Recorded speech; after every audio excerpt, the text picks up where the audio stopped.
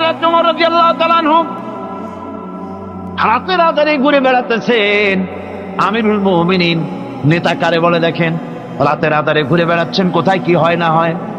মরুভূমির ভিতরে একটা তাঁবুর মধ্যে আলো জ্বলে, কাছে যে বাচ্চাদের কান্না শুনতে পেলেন, গিয়ে দেখছেন মা কি যেন রান্না করে আর বাচ্চারা কাঁদতেছে গভীর রাত্রে।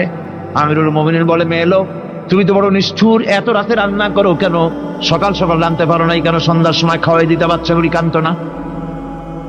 মহিলা বলতেছে, পথিক তুমি কি? তোমার তো আমি চিনি না। আমি এই বাচ্চাগুলি, আমরা কিন্তু মদিনার লোক নই, আমরা মদিনার বাইরের লোক, এই দেশের লোক নাই, বাইরের থেকে এসেছি।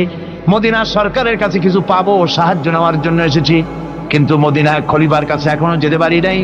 আমরা আজকে 3-4 দিন না খাওয়া রয়েছি, ক্ষুধার জ্বালায় বাচ্চারা কান্দে। আমি হাড়িতে কোনো খানা রান্না করি না, বাচ্চাদেরকে সান্ত্বনা দেওয়ার জন্য হাড়ির ভিতরে পানি আর পাথর দিয়ে নাড়াচাড়া করতেছি। আমিরুল মুমিনিন তার পায়ের তলা থেকে যেন মাটি খসে যাচ্ছে, ভয় হয়ে গেল, আল্লাহর ভয় তারই হয়ে গেল তার ভিতরে। বললেন, মা একটু অপেক্ষা করো, দেখি কিছু করতে পারি নাকি। দৌড়ে চলে গেলেন বাড়ি।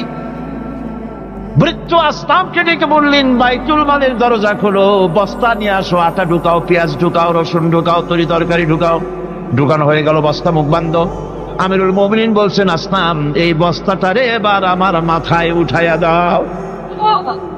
হযরত আসলাম বলেন, হুজুর এই বস্তা বহন করার জন্য আমি খাদিম তো হাজির আছি, আপনি নেবেন কেন? আমিরুল মুমিনিন বলছেন, দেখো যেই দৃশ্য আমি দেখে এসেছি, কিয়ামতে আমারে আসামি বানানো হবে, তোমারে বানানো হবে না, কাজে আমার বোঝা আমার মাথায় উঠাও। আটার বস্তা মাথায় নিয়ে অর্ধেকটা পৃথিবীর প্রেসিডেন্ট আমিরুল মুমিনিন দৌড়াচ্ছেন। মরুভূমির ভিতরে তাঁবুর ভিতরে ঢুকে বস্তা খুলে দিয়ে আটা বের করে দিলেন, রান্না করো। তরকারি নিজে কুটে সাহায্য করলেন, রান্না বান্না হয়ে গেল। এবার হযরত ওমর বাচ্চা দুইটাকে 2 উরুর উপরে নিয়ে রুটি ছিঁড়ে তরকারি মাখায় খাওয়াতে লাগলেন, আর বললেন, মা তুমি খাও। মহিলা খাচ্ছে।